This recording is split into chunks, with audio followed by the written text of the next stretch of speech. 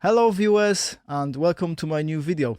Today I've got my new guest, Joe Heaton, who is a musician, a bass player, also I would say probably one of the key employees of driving force behind Neve at this moment in time. Would that be a fair statement to Yeah, I guess so. Yeah, that's very kind of you. and also somebody who has been, I think, probably making a living from music or like music related activities for some time as well, which is kind of a key part of the conversation. I think that so to explore some of these different things. I try. I try. So my first question here is, if you could tell me, Joe, about your sort of musical story in Mhm. terms of like what got you into music in the first place, what bands you've sort of been in over a period of time. It's like how did you kind of get interested in music? What how did that Yeah. happen? Well, it's an interesting story actually. I can remember this vividly.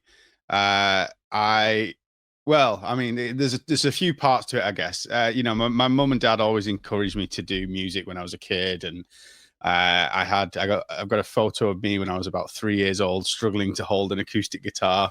Wow. I don't remember. I don't remember playing it very well, but yeah. So I had acoustic guitar, and then we got a piano in the house as well. Hmm. And very early on, I started having piano lessons, and then my dad picked up an old, like a dual layer electric organ, and the one that had the pedals as Oh well. right, okay, yeah, yeah. Uh, yeah, like one of those type of things, like Blackpool Pleasure Beach type sounds.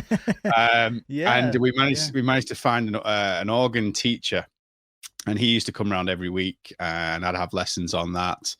And I really enjoyed it. And I was also playing a bit of acoustic guitar in school. And I did at that point, when you're that young, you don't really have a favorite type of music. But I remember even back then, I wrote a song, and somewhere there's a recording of it. I don't know how it was Oh yeah. recorded, but I was probably about 8 years old, and I wrote a song, and it's actually okay. It's a little cheesy, but it's actually all right. Oh, When I listen you've back got the to it, actual recordings too, yeah. somewhere, yes, there's a version of it somewhere that I think my mum has. I listened back to it as an adult. I was like, actually, that's not too bad. So I think there's always been a bit of the creative side in there as well, not just kind of learning how to play. Um, but I think the one moment that really got me into like a specific genre of music was when my nana died. When I think I must have been about 9 years old, maybe 9 or 10. I remember in primary school, Yeah. and obviously went through her belongings, and certain things got given to relatives. Hmm. And one of the things I got was like her old like hi-fi, with like a record player, a tape player, and radio, and all of that. And inside the tape deck and the tape cassette deck, there was a tape, and it was like a custom made one. I think maybe it was done by my older cousin or something. On one side of the tape was Green Day Dookie, and Really? yeah, and Okay, yeah. Yeah, yeah, on the yeah. other side was Metallica, the Black Album. Wow. So it's like this single cassette with these two kind of Wow. iconic Yeah. albums on it, and Hmm. that's the point where I distinctively remember, like, I listened to that music, and that was like, right, I'm into this. You got the pop punk, the very early kind of Green Day, the really Yeah. good stuff, and then heavier edge of Metallica. Hmm. And I think that's the moment that really got me into that type of music, more rock music, Yeah, alternative yeah. kind of stuff. So I can really nail it down to that moment, really. That's awesome. By the way, I had that Green Day Dookie album on a cassette. I probably had it in 1994. I think when probably sort of soon after it came out. I think it was that year. Yeah, it was probably around that time. I mean, how Yeah, old if I was? Yeah, actually, it would have been probably 94, 95 yeah, when I would listen to that cassette. So it must have been that maybe my older cousin had bought the album when it came out, yeah. and then did like the old, we record it onto a cassette, and then you can share it out with your friends. And then he That's must have awesome. just left it at my nana's house. And you discovered it, and that was it, yeah. The rest is history, so to speak. I even remember we had a thing called Toy Day at primary school, where, like, you know, at the end of a term on a Friday, you bring in a toy so that you could play, you know. And I brought in a Walkman, like a tape deck Walkman. Oh yeah. And I brought that tape in, and I used to pass it around to all my friends, and they'd have the headphones on, listening to it, and like that. It wasn't just me that got into that type of music at that time. It was all my friend group as well, some of which are still very good friends of mine. And we all got into that type of music then. So thank you to my nana who got me into the heavier side of music. That's awesome. No, thanks for that. How about the band? So obviously you started with that, and you heard that tape, and that got you onto some like heavier music. But what happened next? So when was the first time when you either formed the band or joined the band? I think that wasn't too long after, actually.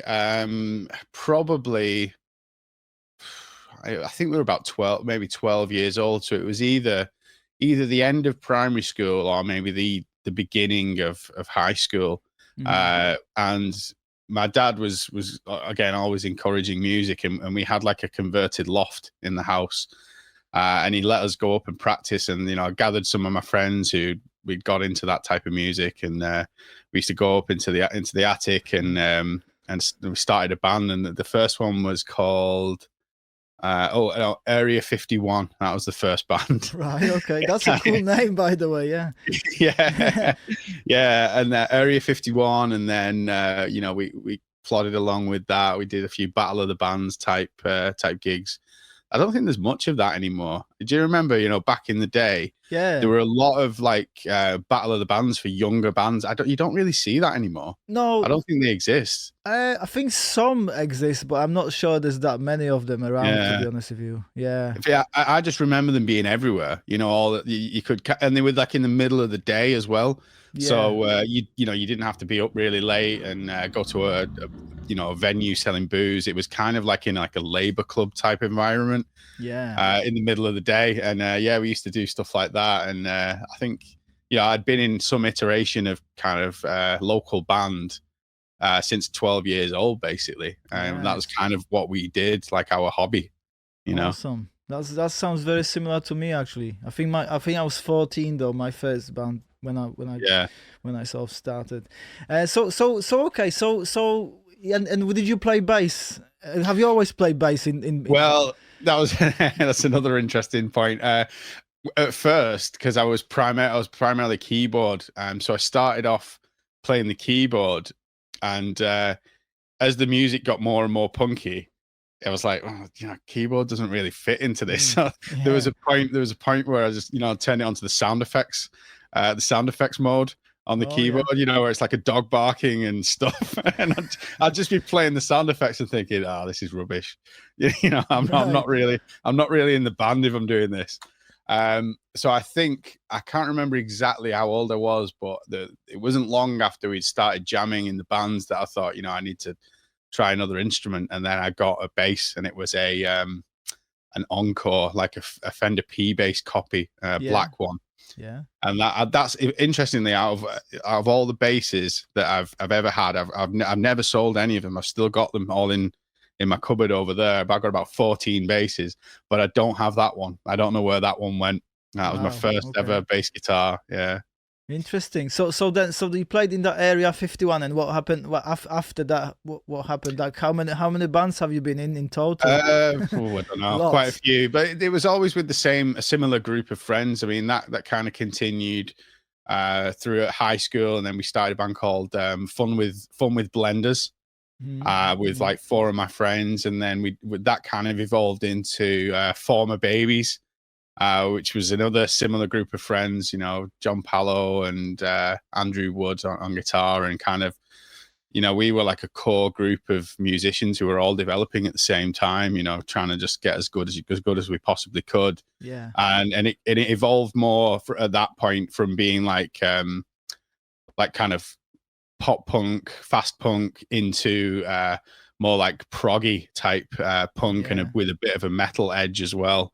And that kind of went on. I think Former Babies we were still doing into maybe early 20s, I think, maybe like 2021, maybe we were still doing that stuff. Yeah. That's cool.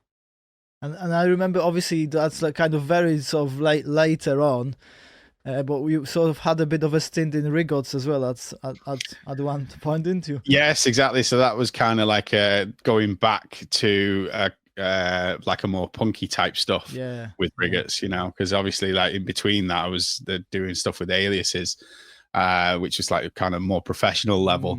But yeah, there was probably, I think there was a bit of a gap after Former Babies kind of stopped doing stuff. I was doing more sound engineering and kind of just stopped playing in the band, and then I think Aliases was like maybe my mid to late 20s. Yeah.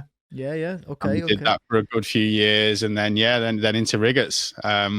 Probably about 5 years ago, 6 years ago with Rigots. Yeah, and that was very good, by the way. When you, I enjoyed that when you joined them.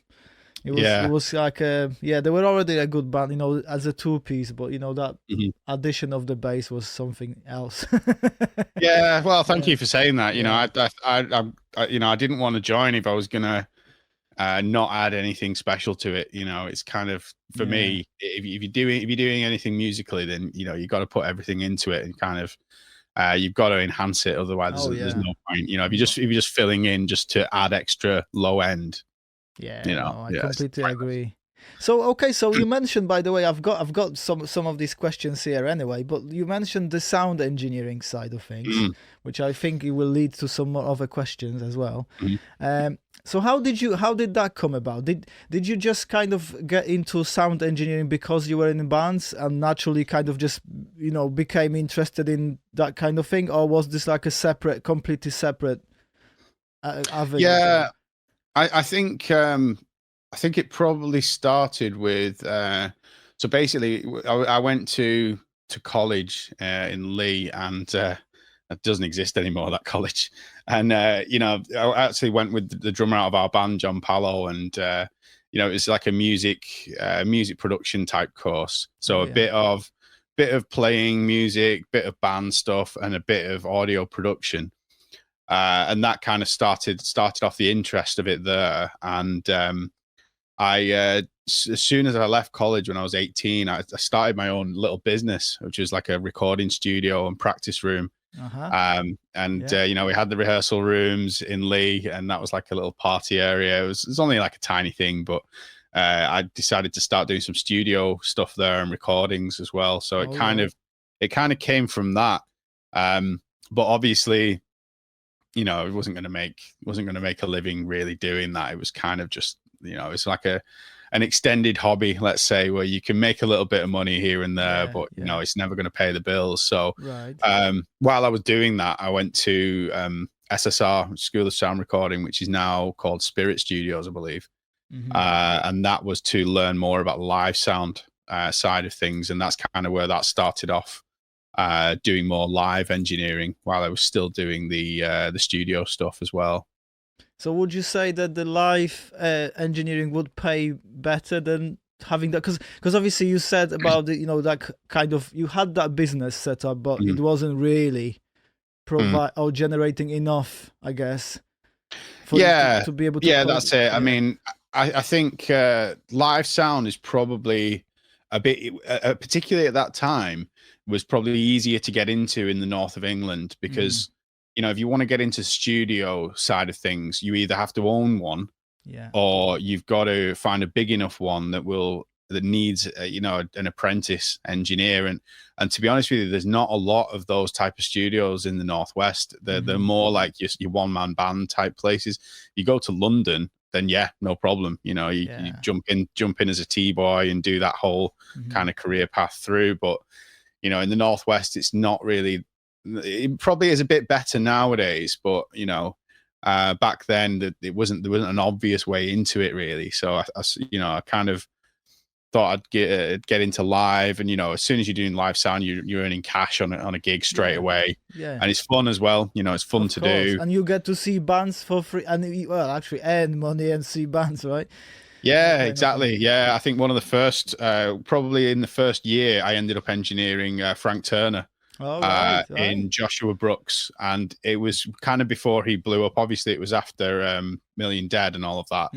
But yeah, I'd never heard of him, and the venue was packed, like absolutely packed. I was like, wow, who's this guy? And yeah. It was great, really, really good. And yeah, you could, especially in Manchester at that time, you could see some really, really good bands, and it wasn't necessarily like punky stuff either. It was the guy who I started working for he was kind of more from the indie scene. He came out of like a Manchester University, and it was in like with all the kind of indie crowd around the town. So he was putting on all these indie gigs, and they were really good actually. There was some proper good bands coming through, and they were always busy as well. He just had a lot of connections and could pull people in. So starting off live sound and doing it to a full room every time was actually really good, because usually it's like typically you'd be in a half empty bar and you're struggling with feedback or whatever, but if you've got a full room of people and they're all enjoying it, it's actually easier to dial it in. It makes the job so much easier.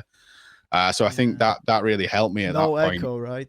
No. Yeah, that's it. You can actually get it sounding really good with minimal equipment. So that was really good for me when I was in my early 20s. Yeah, that's awesome. So because of obviously part of my channel, and this is where I'm kind of leading to these types of conversations, is obviously kind of dedicated to independent artists, and that's really interesting to hear some of this stuff, because like sometimes because I know we had that chat before, when I saw you at sort of drum show, and it was about like making a living and being an independent artist, and how difficult this can be, just purely from you making your own music or perhaps performing your music, and how sometimes you have to find other avenues, almost like if you want to stay in music, sort of almost like music business or music industry.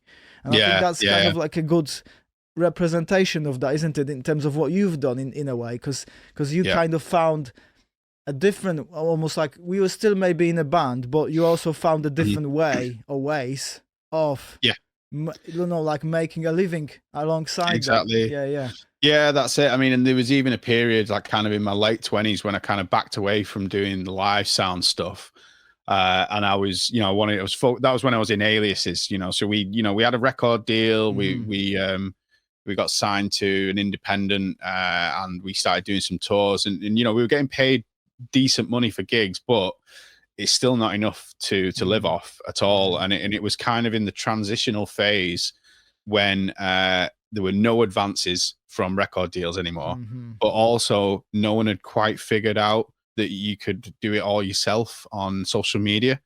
So I think probably 2010 type area, where obviously Spotify and Napster had kind of died off a bit, but Spotify was kind of coming up.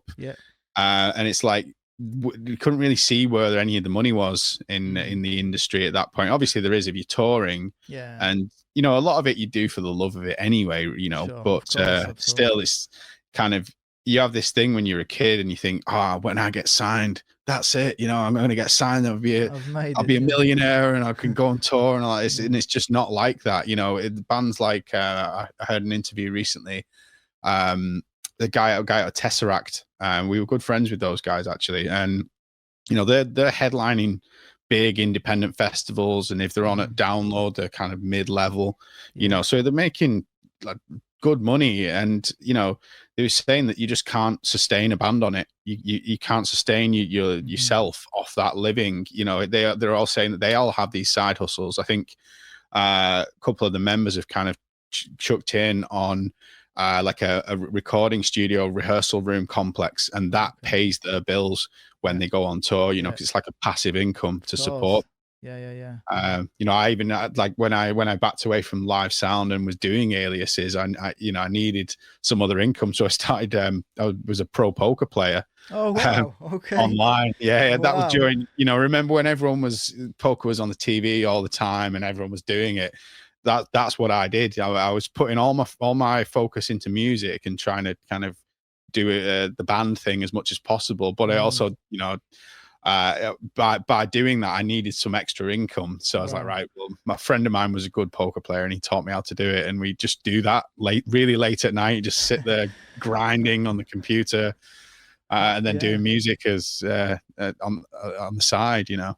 How interesting is that, by the way? That poker playing thing is just incredible. You know, like I'm rubbish at these types of things, to be honest. Like personally, I'd probably lose, you know, a lot of money. You know. No, you'd be surprised. You know, it's very mathematical, and to be honest, it doesn't really gel with the creative mindset. For me, it's a bit depressing. It's like number punching, you know. Yeah. So it was kind of like a means to an end.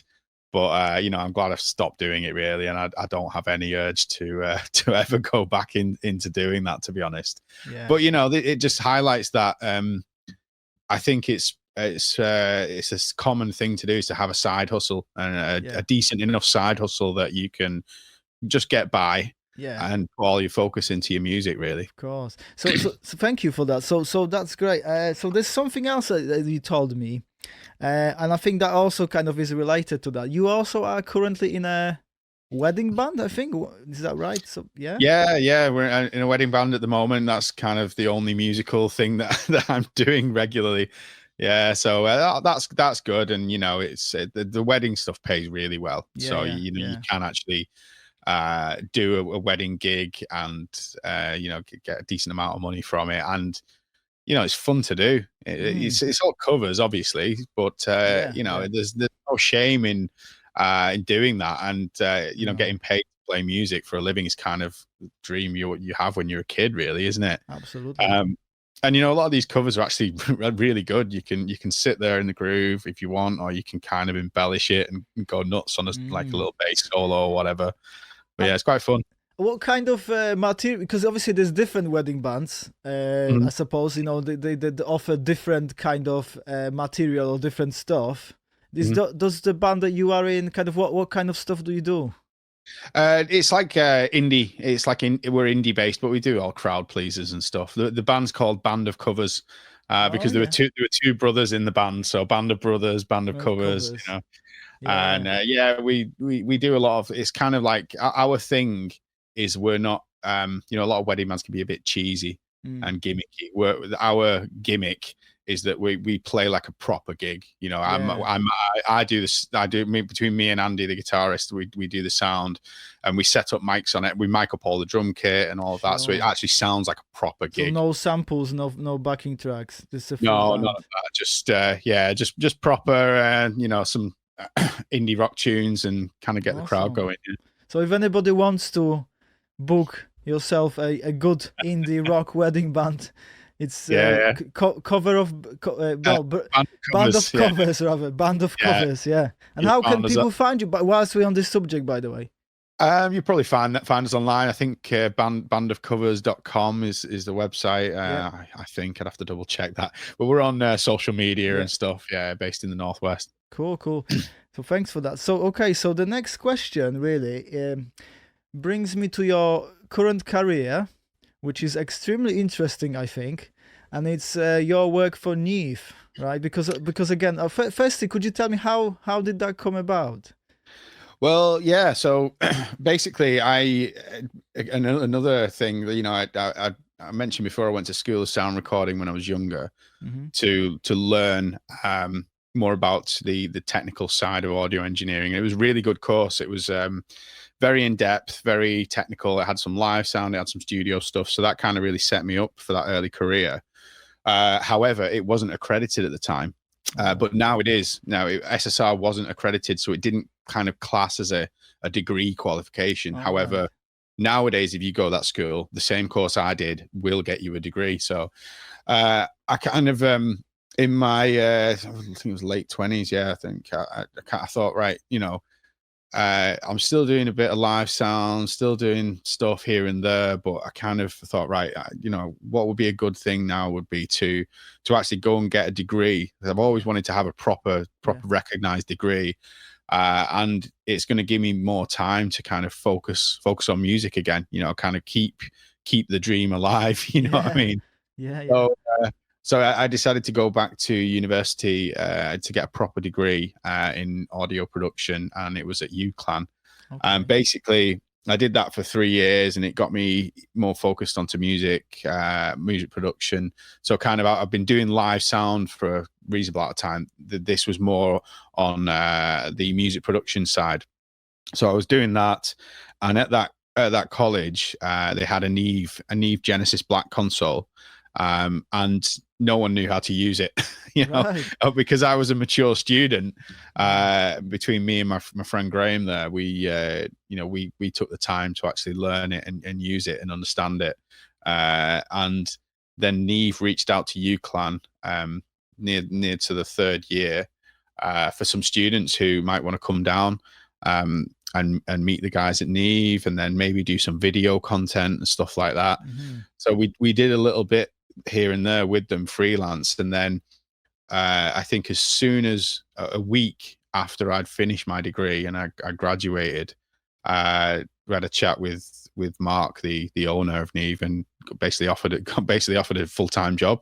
So I had like straight out of uni, straight into working for one of the top brands in pro audio. So it's like a dream scenario. Exactly. How fantastic is that, right?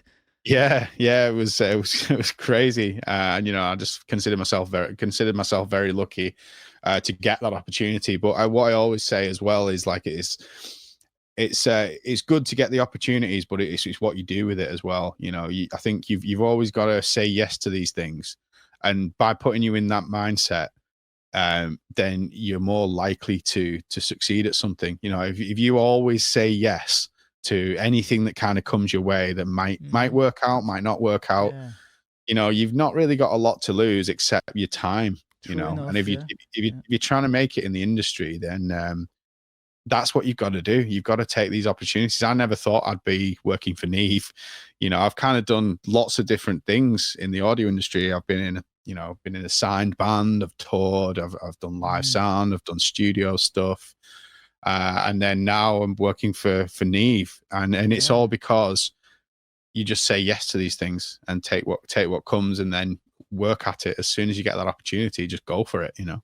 I really like what you've just said, by the way. I think that's a very good advice, for anybody who's gonna be watching this video, really, because sometimes you're right. These opportunities they don't come every day, and I think when they come, you've got to do what you can with them. That's right. Yeah, definitely.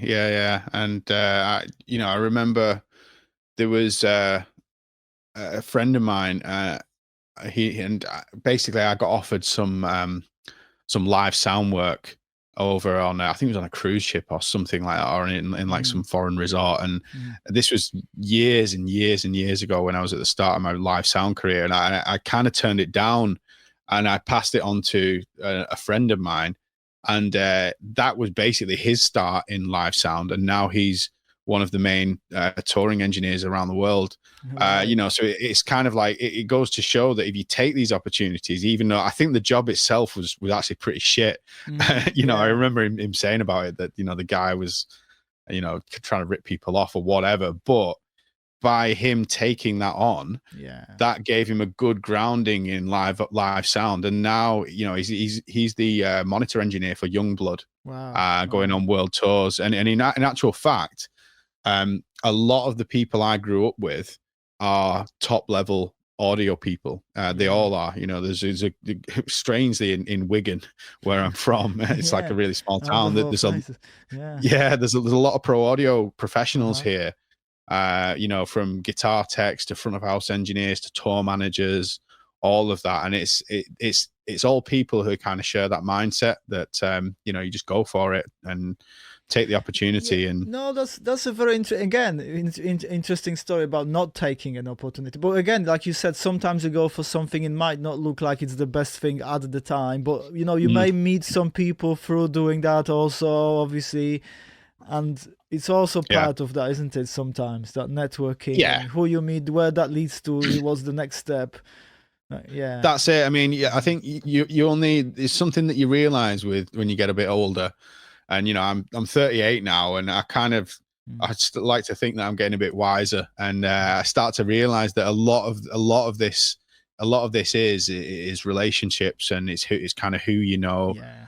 I agree 100%. Yeah, Yeah. if you're a nice person to people, like on a tour or whatever, and or anyone you might meet, if you're like an engineer at a club or a pub, like a local pub, and you've got the occasional touring band come through. If you go above and beyond when you meet these people, and you pass on your contact details, then that could turn into you being the touring engineer for that band. And that band might be at the start of their career during their club phase, and then they could become the next Muse or whatever. Absolutely. So if you build those relationships with not just your other audio professionals, but with bands as well at that early stage in your career, then that could go anywhere. So could you tell me a little bit more? So how long have you been at Neve now? It's been, I think, 5 or 6 years now. Yeah, and been throughout that time, obviously, I sometimes see some posts, on Facebook, for example, which are really incredible, because obviously it looks to me as though you probably are enhancing that company by doing what you're doing anyway. But also traveling, like there's obviously traveling involved with that, isn't? And obviously you've met quite a lot of people for that as well, right?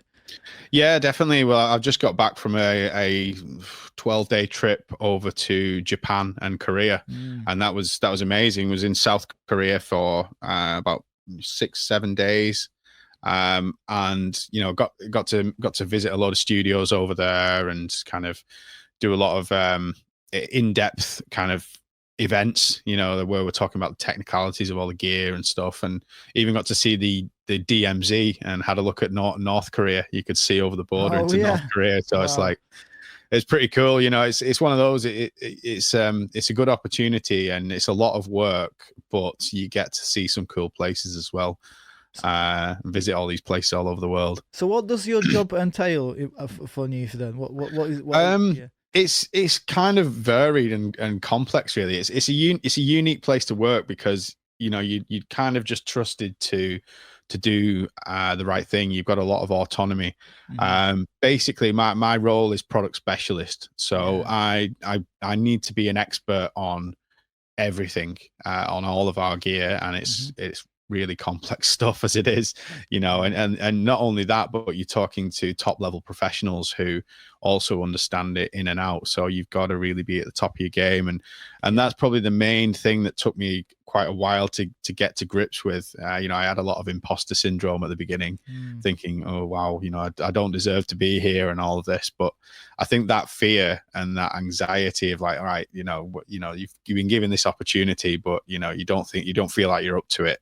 That drives you on to actually become an expert in all this stuff. And now I'm at a confident point where, I probably am an expert on all the Neve stuff, and I can talk to all these top level people all over the world, and I do push the brand forward. So, that's probably the main part of it. And then obviously there's a lot of video content creation as well. So basically all the videos you see over the past 4 or 5 years have I've had a decent amount of input into, and as well as appearing on them, we're kind of producing them in the background. Neve's on YouTube channel, is that kind of thing? Is that what you mean? Yeah. Yes, exactly. Yeah, on the YouTube channel and stuff that we put out on the socials. So it's good because there's a lot of creativity in there. So I've always been a creative person, and I think I can apply what I've learned in music and music production to the video side as well.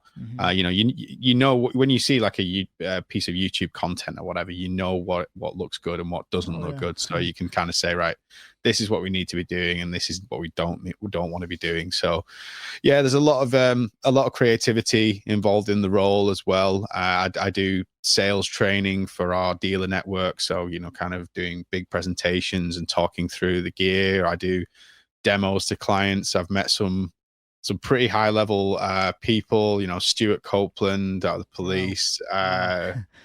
Ed O'Brien from Radiohead. I went down to his house and delivered a console and trained him up on it. You know, Joe Elliott from Def Leppard. We went over to his studio just before Christmas. So it's pretty cool. You know, you get to meet a lot of these not just the audio guys, but the artists as well. Yeah.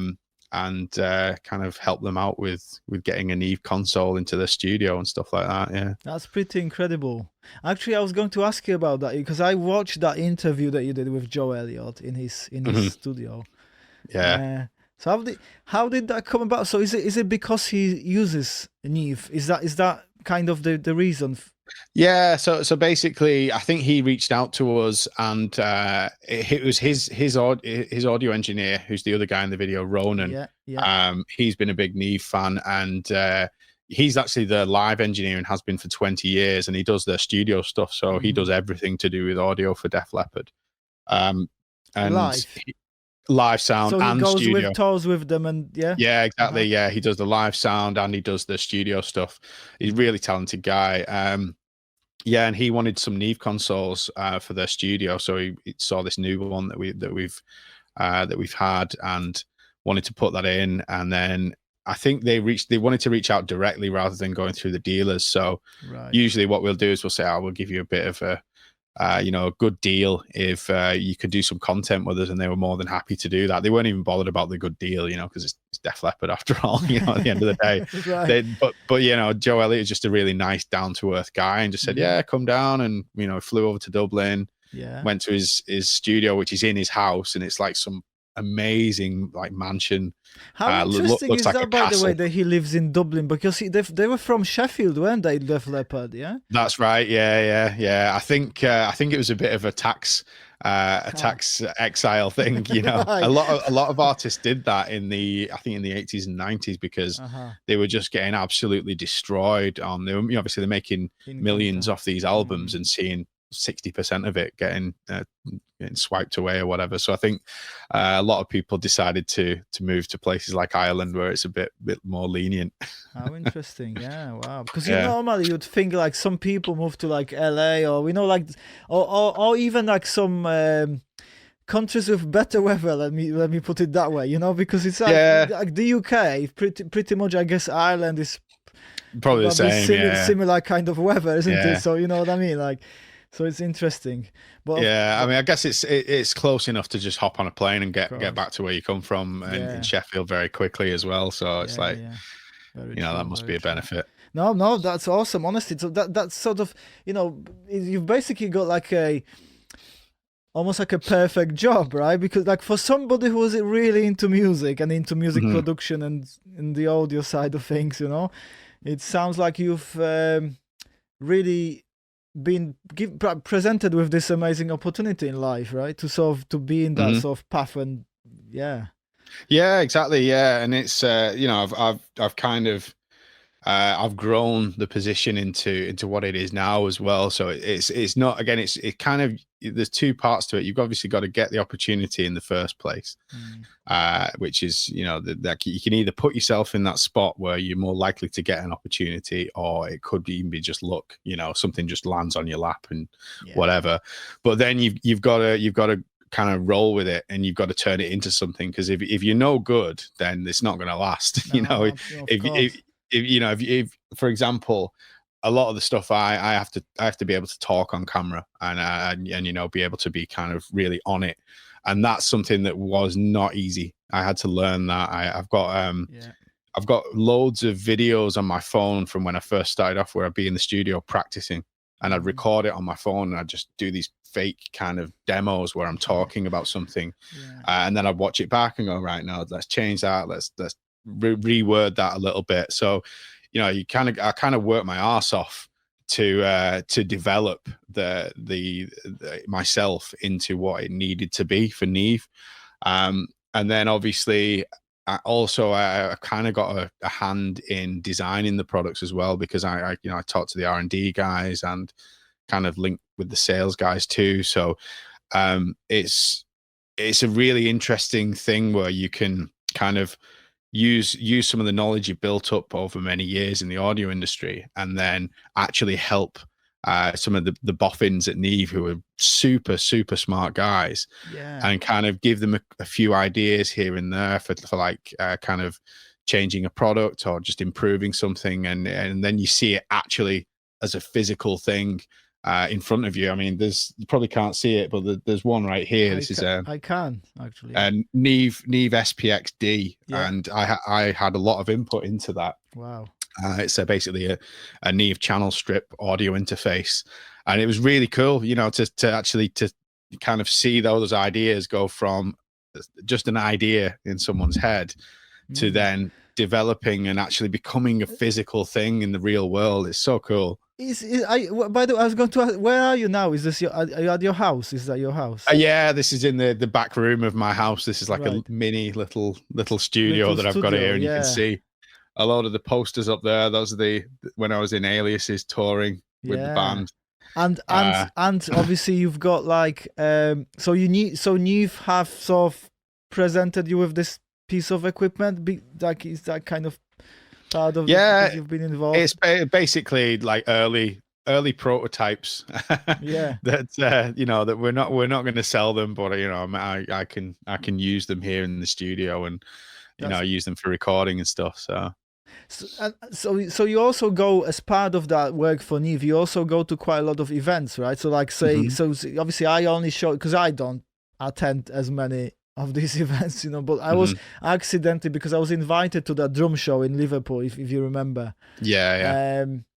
And this is what I bumped into you there, but obviously you sort of seem to travel quite a lot, even like maybe in the States sometimes. You've been to like NAMM show and stuff like that, mate. Yeah. We do NAMM show regularly. That's the big one over in LA, and that's a slog. That's tiring. You know, you set up a big trade show booth, and then you've got to talk to probably 1,000 people over and over and over again, kind of the same thing, and you stood on your feet all day, and then you need a big drink after it. So of course, yeah. But Neve is like a very kind of legendary product, isn't it? It's like sort of like has a kind of aura about it, I guess, in a way, doesn't it? So it's not just any product, I guess, in a way. Yeah, I mean, that's it. It's like the Rolls Royce of the audio industry. That's right, It's basically, you know, the stuff could sell itself, you know, but you know, it's there's a lot of kind of new developments that are pushing it forward, with kind of making that legacy gear work in modern, smaller studios, and that's kind of where I come in with doing the demos and talks and stuff like that. Yeah, that's really interesting, actually. So is it becoming more digital? So like, say obviously, say decades ago or whatever, you know, when it was first developed, it would just be like an analog piece of gear, wasn't it? Like a console or whatever, right? But say nowadays, is this like more like all the products that you sort of make now? Do they become more digitalized? Yes and no. So like there are the classic units that will always be the same because people want them to be that way. Yeah. You know, and that they'll always sell, and you know, there's something to be said about a piece of analog gear that doesn't have any digital connections or anything like that. They will never go out of date. You know, no matter what happens in 50 years time, that thing, you plug it in, it'll still work. And then there's the other side of it, which is the more clever digital control and digital interface side, which ties in more with modern studios. And the idea with that stuff is it's easy to connect and easy to use.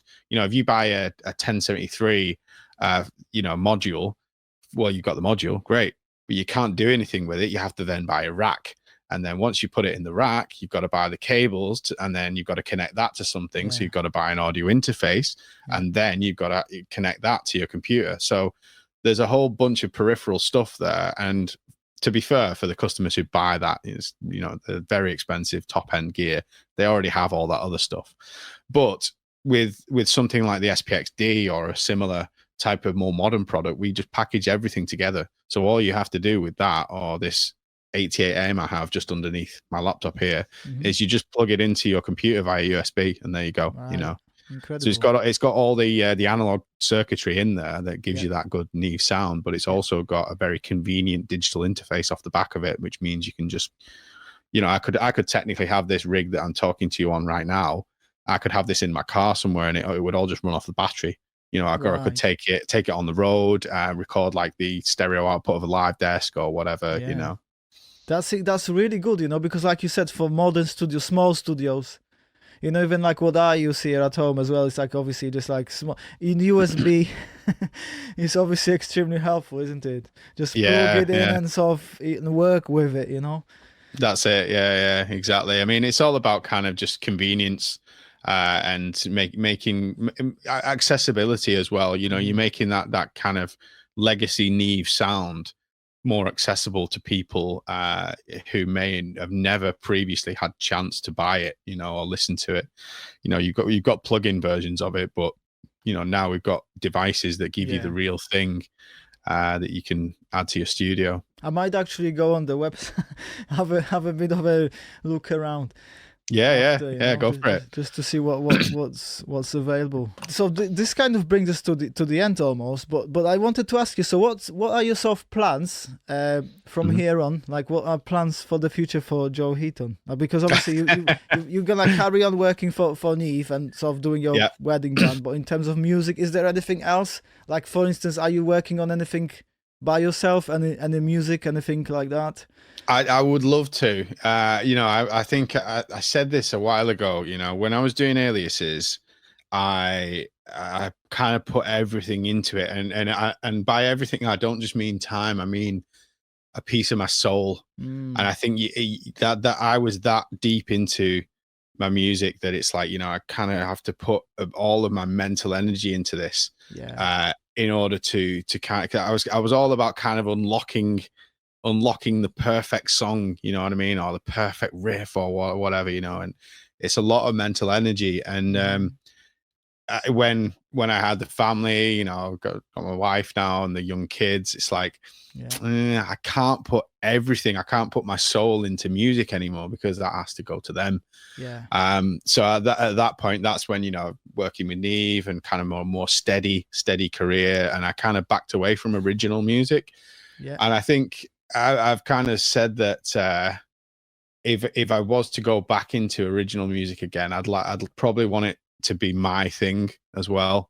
You know, it would be something that I do rather than joining a band that's kind of already doing well, or maybe whatever. If I was to do it again, it would be my thing that I would lead, I think. And that sounds very good. So like a solo. Maybe, or like a band that I form, you know, maybe it's still a band, but I start it and then maybe I'm kind of leading it or whatever, because I think it's been a long time since I've done anything like that, and I'd have to have more control over it.